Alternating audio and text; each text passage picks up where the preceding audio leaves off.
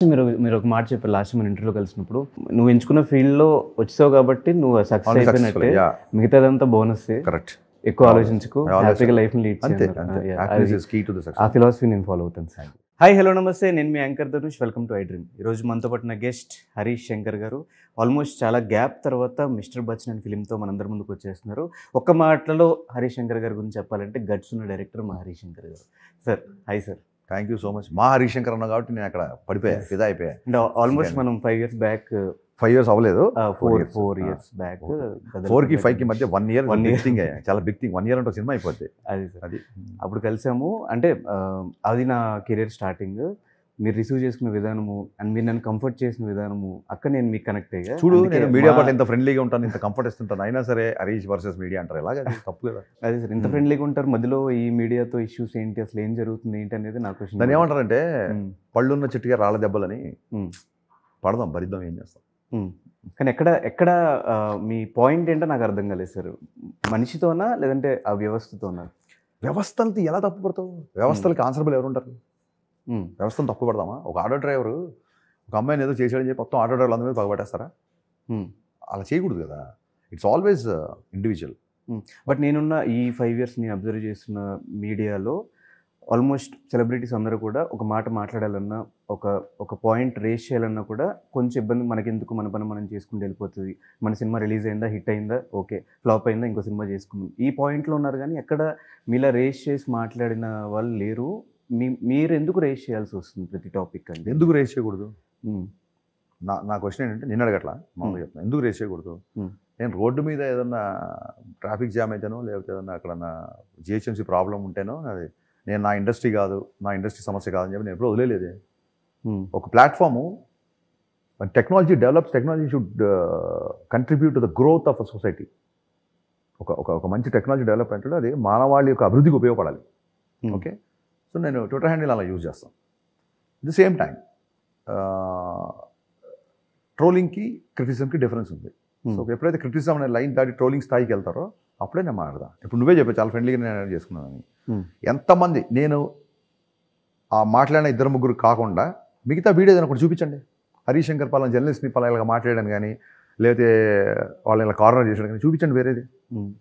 So Newton third law ప్రకారం మీ action తాలూకు reaction ఉంటుంది తప్ప నా ఎవరి మీద పర్సనల్గా ఏమి ఉండదు. మళ్ళీ ఒక 100 ఇంటర్వ్యూలు చెప్పా, మళ్ళీ చెప్తున్నా, నా సక్సెస్లో సినీ హీరోలు, సినీ నిర్మాతలతో పాటు సినీ జర్నలిస్టుల యొక్క క్రెడిట్ చాలా ఉంది. ఐ బో టు దేర్ వర్క్. నా సినిమాని జనాల దగ్గర తీసుకెళ్ళడంలో ప్రతి పాత్రికేయుడికి నా సక్సెస్లో క్రెడిట్. అంటే బయట పోర్ట్రే అయ్యేది మీడియాకి హరీష్ శంకర్ గారి యాంటీ ఏమో అని పోర్ట్రే అవుతుంది. అంటే మీ దృష్టిలో మీడియా అంటే ఎలా ఉండాలి అనుకుంటున్నారు? లైక్ తప్పండి. నేను అనేది ఏంటంటే, వాళ్ళు ఇలా ఇప్పుడు ఈ ప్రాబ్లం అదే. సోషల్ మీడియా వచ్చిన తర్వాత నువ్వు నాకు నచ్చినట్టు ఉండట్లేదు అనే ఒకటి. ఎవరు ఇష్టం వచ్చిన వాళ్ళు ఉంటారు. నీ ఇష్టం అనేది నన్ను ఇబ్బంది పెట్టకూడదు.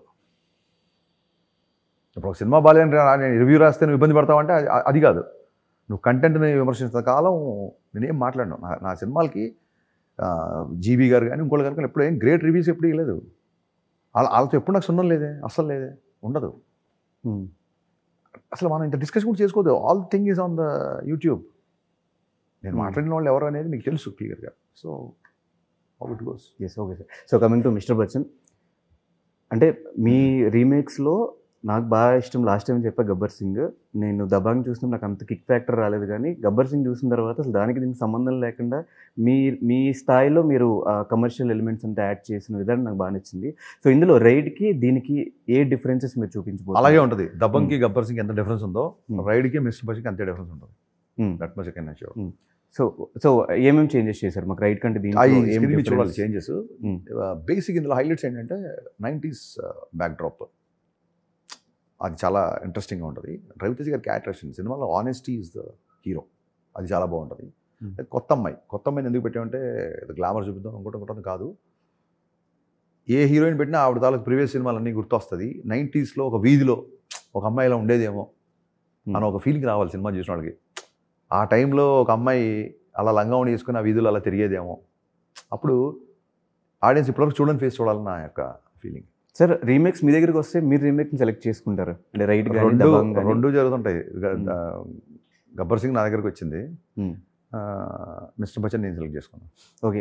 ఎందుకు నచ్చింది మీకు రైడ్ అనే సబ్జెక్ట్ ఎందుకు నచ్చింది? అదే చెప్తున్నాను, నాకు అజయ్ దేవగన్ అంటే చాలా ఇష్టం. I have a huge respect towards Ajay Devgan sir and love to do a film with him in future. So he's like Amay Patnaik, uh characterisation is like extraordinary. But at the same time this lot of difference between Raviteja garu and Ajay Devgan garu. So I have to address his histrionics, his sensibilities and all. ఈ cinema first time చూడగానే నాకు ఇప్పుడు అనుకున్న first half వచ్చేసింది. నేను అందుకే మనం అసలు ట్రీట్ చేసి అమ్మ పలకాలని, మనం ఏదో కూర్చొని పీకేద్దాం కూర్చొని రాదు, థాట్ షుడ్ కమ్. అది రాగానే చాలా ఇంట్రెస్టింగ్ అనిపించింది. బట్ అప్పుడు రవితేజ గారు అనుకుని ఏమనుకోవాలి, ఈ సినిమా ఎప్పటికైనా చేయాలి అనుకున్నాను. సడన్గా కళ్యాణ్ గారు పాలిటిక్స్లోకి వెళ్ళేసరికి ఆ టైం గ్యాప్ దొరికింది కాబట్టి సినిమా చేశాను. కానీ 85, 90sలో అంటే మాకు నాస్టాలజిక్ ఫీలింగ్ మాకు టీజర్ చూసినప్పుడే వచ్చింది అనిపించింది. బైక్స్ కానివ్వండి అవంతా. సో ఏమేమి పెట్టారు సార్ ఆ టైం పీరియడ్లో ఉన్న ఐటమ్స్? ల్యాండ్ లైన్స్, లంగావణిలు, టేప్ రికార్డర్లు, క్యాసెట్స్, రికార్డింగ్ సెంటర్స్, బజాజ్ చేతకులు, ఆ టైం తాలూకు కాస్ట్యూమ్స్, అప్పుడున్న చిత్రలహరి, చిత్రహార్, ఇవన్నీ మీకు ఏంటంటే ఒక డిఫరెంట్ వరల్డ్లోకి తీసుకెళ్తాయి. డిఫరెంట్ వరల్డ్ అంటే కూడా మనకు బాగా గుర్తొచ్చే ఈ జనరేషన్ వాళ్ళకి వాళ్ళ అన్నయ్యలు, వదినలు, పేరెంట్స్ వాళ్ళు చెప్పిన విషయాలు, ఆ జనరేషన్ వాళ్ళకి అసలు A to Z family entertainment అండి. 90sలో మీరు మిస్ అయింది ఏంటి? నేను మిస్ అయింది ఫ్రెండ్ని కలిసి ఉన్నప్పుడు ఉండే ఎక్సైట్మెంట్. ఒక ఫ్రెండ్ని పలానా ప్లేస్కి అక్కడ రమ్మంటే అతను చూసేంత వరకు కమ్యూనికేషన్ ఉండేది కాదు. రేపు అక్కడ కలుద్దామని వర్బల్గా చెప్పేస్తే ఆ కలిసేంత వరకు ఒక ఎక్సైట్మెంట్ అది. ఇప్పుడు వాట్సాప్లో where are you 10 minutes away, 2 minutes away అని చెప్తుంటే ఆ ఫ్రెండ్ని కలుస్తున్న ఎక్సైట్మెంట్ పోతుంది. ఇప్పుడు నేను బాగా మిస్ అయ్యేది ఆ ఎక్సైట్మెంట్. అలాగే సినిమా బిఫోర్ పాటల గురించి తెగ మాడుకునేవాళ్ళు. చాలా ముందు రిలీజ్ అయ్యాయి, బుక్స్ కూడా వచ్చాయి, వచ్చేవి, లిరిక్స్ అంతా అవైలబుల్ ఉండేవి, పెద్ద పెద్ద పోస్టర్స్ ఉండేవి ఆడియో సెంటర్స్ దగ్గర. ఇప్పుడు అంతా సోషల్ మీడియా అయిపోయింది ప్రమోషన్ అంతా. సో అదొకటి బాగా మిస్ అవుతుంది. సినిమా వరకు ఆడియో లాంచెస్ జరిగాయి.